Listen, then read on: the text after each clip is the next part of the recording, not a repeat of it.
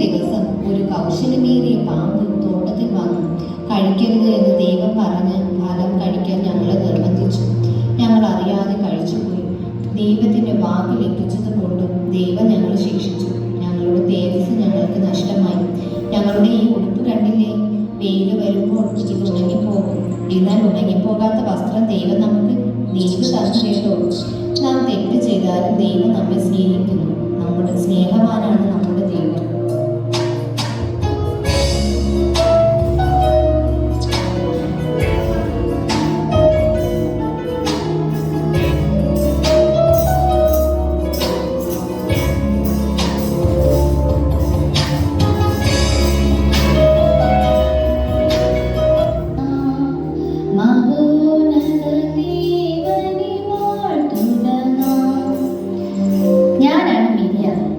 മോശയുടെയും അഹരോന്റെയും സഹോദരി.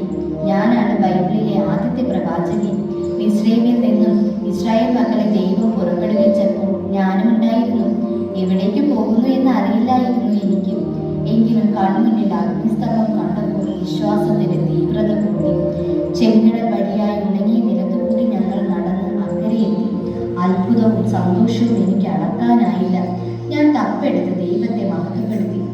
എന്നാൽ ഞാനൊരു തെറ്റ് ചെയ്തു. എന്റെ സഹോദരനായ മോശയ്ക്ക് നേരെ പിറുപിറുത്തു. അങ്ങനെ ഞാൻ കുഷ്ഠരോഗിണിയായി. പക്ഷെ ദൈവം എന്നെ തള്ളിക്കളഞ്ഞില്ല കേട്ടോ. എന്നോട് ക്ഷമിച്ച് എന്നെ ചേർത്തു. ക്ഷമിക്കുന്ന ദൈവമാണ് നമ്മെ ദിവസവും വഹിക്കുന്നത്.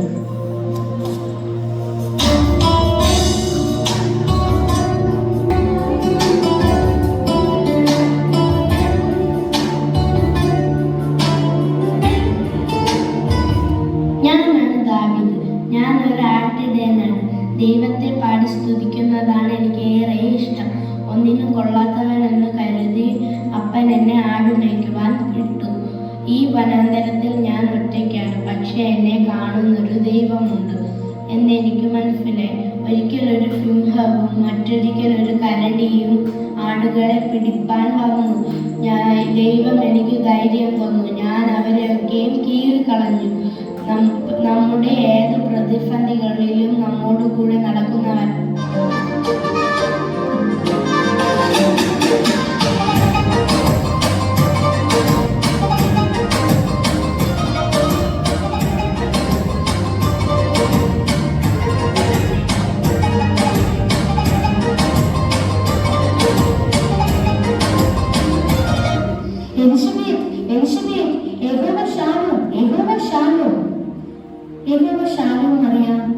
നിന്റെ വന്ദനസ്വരം കേട്ടപ്പോൾ എന്റെ ഉദരത്തിൽ പിള്ള തുള്ളുന്നു. സ്ത്രീകളിൽ നീ അനുഗ്രഹിക്കപ്പെട്ടവൾ. എലിസബേത്ത്, ഒരു ദൂതൻ എനിക്ക് പ്രത്യക്ഷനായി. നിനക്ക് ദൈവത്തിന്റെ കൃപ ലഭിച്ചിരിക്കുന്നു. നീ ഗർഭം ധരിച്ചൊരു മകനെ പ്രസവിക്കും.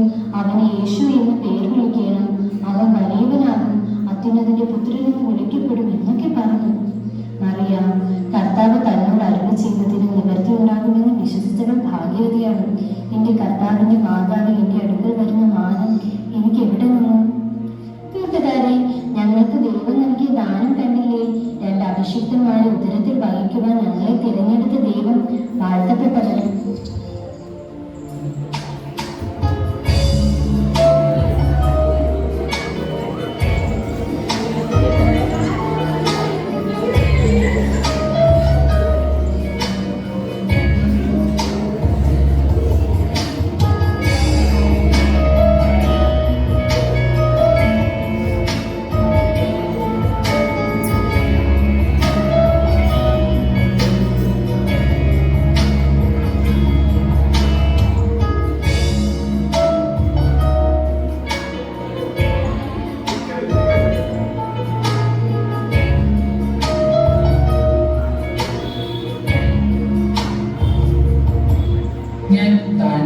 ബാബിലോണിലെ പ്രഥമ അധ്യക്ഷനാണ്.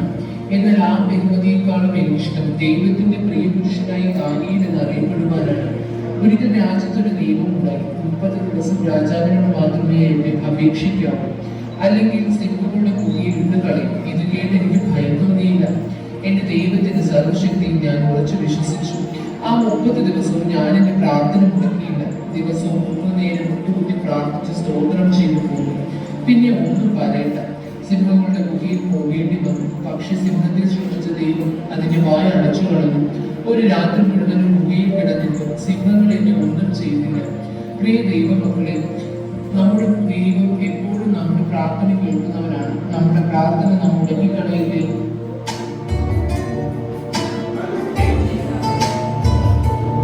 വേണ്ടി ജീവൻ വെച്ചു കൊടുത്തവരെ